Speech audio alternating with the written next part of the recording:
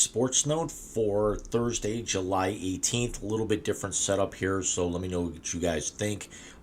New setup with the microphone and everything, as you could probably see with the way that my hand shadowed it. But we're going to get right into it. The knucklehead of the week, month, whatever you want to think of. I'm not going to necessarily say the year for the month of July, has got to be Minnesota Vikings wide receiver Jordan Addison. Now, NFL teams will be breaking training camp as early as this coming Monday. The Vikings will actually break camp on Tuesday, where they'll be in Eagan, Minnesota. And now there's a looming question as to what are the Vikings going to do with Jordan Addison? And you got to be thinking to yourself, Jim, what do you mean by that? Jordan Addison had over 900 yards and 10 touchdowns last year. Jordan Addison's the second best option the Vikings have. Adam Thielen's not there anymore after he was cut after the 2022 season in a salary cap move. He's now in Carolina, already 1 year into a 3-year deal. The Vikings have Jordan Jefferson, the best wide receiver in football. They've got a rookie quarterback in J.J. McCarthy. What do you mean that they're not sure what to do with Jordan Addison?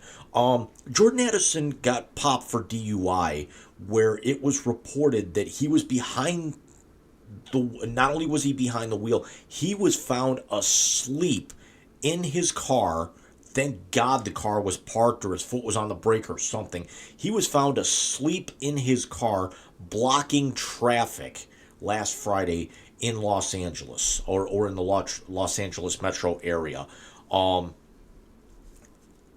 Toxicology reports and everything haven't come out. Now, Addison hasn't officially been charged. The charges are pending because I don't think LA County has actually, I don't want to say filed the paperwork yet, for lack of a better term. I will say that they haven't filed the paperwork yet, but they have not formally charged him, although there's a lot of people that are expecting that charge is going to be coming realistically any day.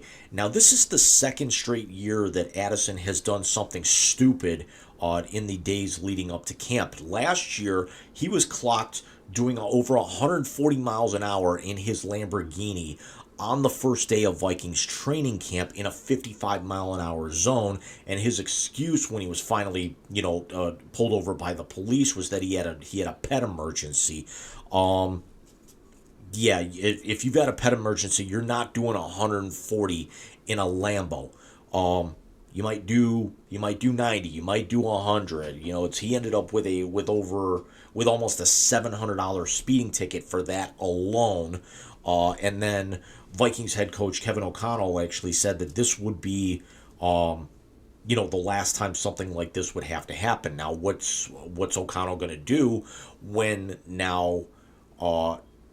Addison, who doesn't turn 23 until January, when the regular season will basically be over by then, and the Vikings are probably not going to go to the playoffs, what's he going to do?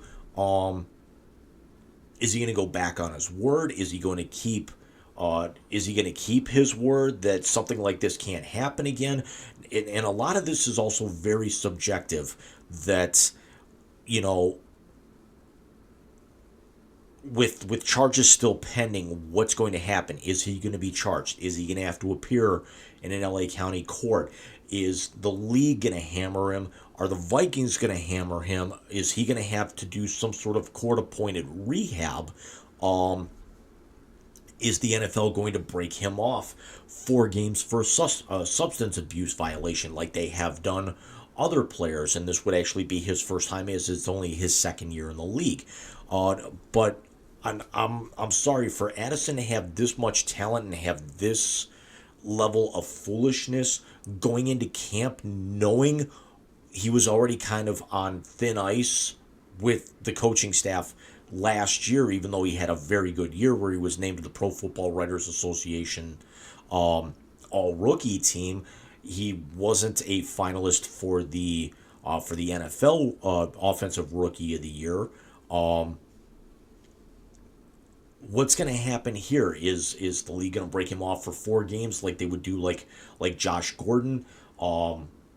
Back then with Cleveland or really anyone else who has any kind of violation like this. I know that a lot of the times when they lump alcohol, drugs, performance enhancing drugs, those all kind of fall under the league's substance abuse policy.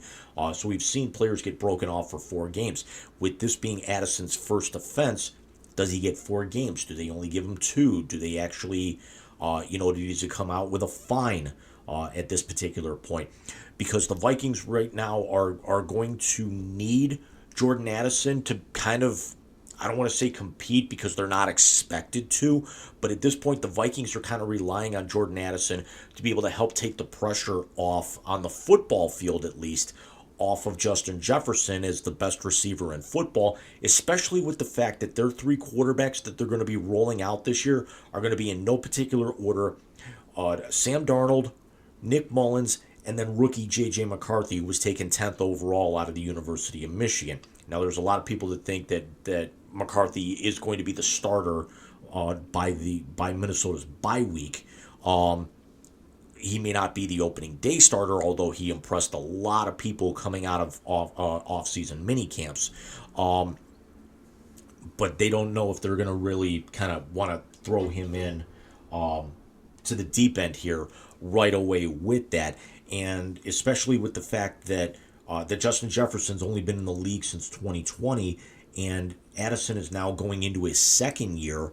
Especially as talented as Addison can be, he would easily be, a number 1 on some of the other teams in the league. The only problem is now, again, he's playing with arguably the best receiver in the entire National Football League.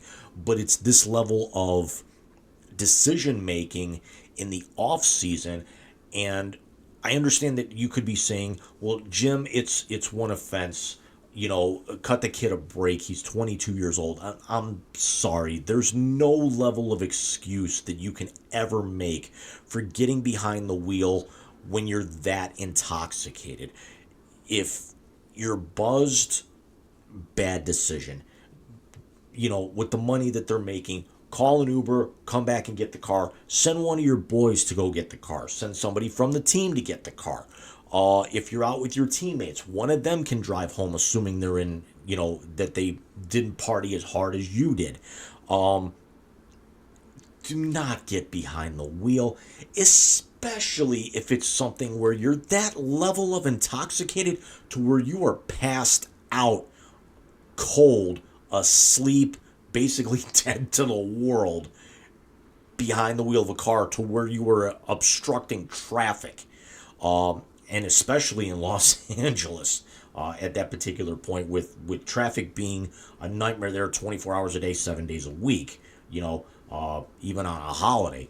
And the problem here with this is that you want him to be able to help bring, bridge the gap with the quarterbacks, to be able to bring J.J. McCarthy along, let McCarthy settle in a little bit, because there's a lot of people that think with the way that the quarterbacks landed in the draft that J.J. McCarthy might have some of the best upside, because it's a perfect scenario for him. It's indoors. He's got great receivers that anything he throws in their area, they're going to be able to come down with. Addison was a Biletnikoff winner at the University of Pittsburgh in college, transferred to USC for his final year after Kenny Pickett graduated from Pitt. Had a pretty good year with Pitt his junior year, and then put up really good numbers at the combine. Had 70 catches last year. Again, had over 900 yards. Had 10 touchdowns in his rookie season. But again, there's no reason to have this level of off-season trouble, especially going into training camp in this capacity. Just the day of camp basically getting underway in his rookie year, and then less than 10 days out from camp breaking in his sophomore year. I hate the idea that this is going to mean that, McCarthy or even Jefferson are now going to have to play chaperone for this kid to make sure he does not turn into another tragic case like a Josh Gordon did. Because remember, Gordon had issues in college, whereas Addison hadn't. But then, you know, Gordon kind of spiraled out where he had a very good rookie year, which is why the Browns used a number two, a second round pick to get him in the supplemental draft back in 2012. Has a great rookie season, and then basically was suspended, more games than he actually played. The better part of the next 4 seasons, and then the Browns eventually broke him off to New England. Wins a Super Bowl as part of one of the Patriots' last championship teams, and then basically has played no more than 1 season with any other team across multiple leagues. He had a cup of coffee with the Seahawks. He had a cup of coffee with the Chiefs. He played in the fan-controlled league. He played in the XFL for a year. Actually, last season he played in the XFL before they kind of merged into the UFL, and he said he wouldn't be playing spring, football anymore. And he's 33 years old. He could have actually been one of the best this game's ever seen. He was on his way to that with Cleveland and could not get his substance abuse under control. I'm hoping that's not the case with Addison, that this was a one-time thing.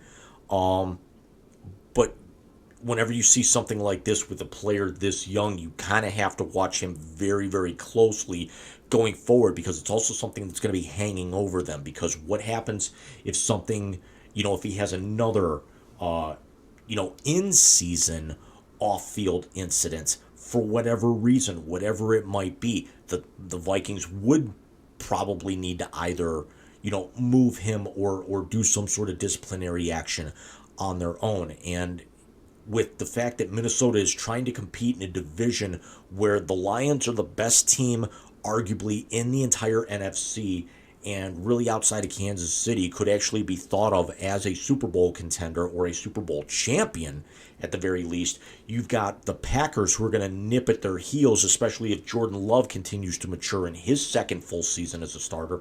Chicago is expected, even with Caleb Williams as their rookie quarterback, to be vastly improved, especially with the weapons that they put around him, namely Romo Dunze, the rookie out of Washington, to pair with him. Chicago's defense has gotten a little bit better. Minnesota was middle of the pack last year. They were 7-10, hoping that maybe they can get above 500. It was not easy. It was certainly not going to be easy for them once Kirk Cousins went down midway through the season. And now Cousins is in Atlanta. Josh Dobbs is not there anymore after I want to say signing with Indianapolis. Please don't quote me on that. I didn't pay attention to that move. I know he's he's elsewhere with the quarterback room that the Vikings are running out there. But the Vikings actually have the possibility of being something pretty special and very under the radar this year with their offense, especially their aerial attacks. If really with these two, receivers with Addison and Jefferson, no matter who the quarterback is, even as bad as Sam Darnold has played in years, and how inconsistent Nick Mullins can be at times as kind of a career backup, you can't not, be some level of productive, because these are the kind of receivers that you can throw open. They're going to go and get a ball wherever it is, whether it's a deep ball, an out route, and certainly something, over the middle, even though they're not the biggest guys, but there's something where you throw a ball in their area and they're going to usually end up going and getting it. But what is that going to do if they have to move on from Jordan Addison? What's that gonna do to Justin Jefferson? He's got to know that he's basically going to be doubled. He's going to be doubled every single point because they've really got no other option here. And just for Addison at 22 years old, knowing the kind of money that he's making, to have this poor of judgment, I gotta say, if I'm a betting man, I don't know if he's in a Viking uniform by next season, whether it's the trade deadline, whether it's before camp, whether it's midway through the season. Something is just not sitting right with me. So let me know what you guys think. Is Addison going to be a member of this team? Is this going to be a wake-up call for him? Is Minnesota backed into a corner here? Do they keep him basically out of necessity, or do they kind of cut losses and move on with the threat of that kind of hanging over their head? We've got another week off on the Wise Guys, and I will be back with you guys very, very soon. Let me know what you guys think of the new look. Take care.